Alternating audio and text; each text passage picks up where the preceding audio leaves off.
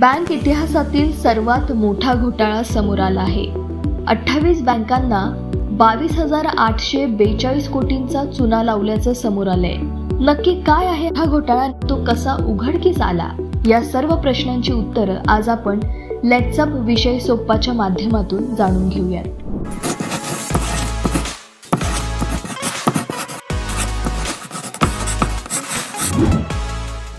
बँकेच्या इतिहासातील सर्वात मोठा घोटाळा नेमका काय आहे तो पाहूयात। गुजरातच्या एका कंपनीनं तब्बल 28 बँकांना चुना लावलाय।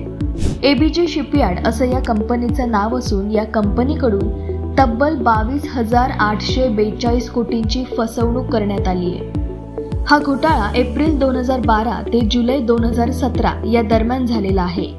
सीबीआयद्वारे दाखल करण्यात आलेला हा सर्वात मोठा घोटाळा असल्याचं बोललं जातंय।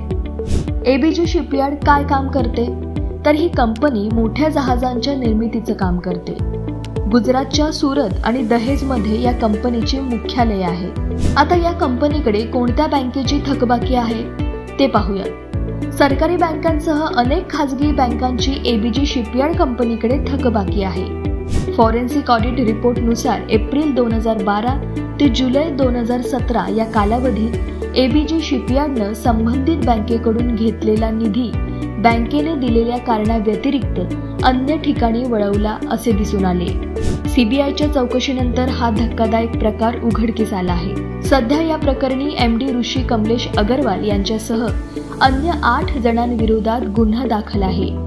या घोटाळ्याच्या पैशाने परदेशात मालमत्ता खरेदी केल्याचा कंपनीवर आरोप आहे।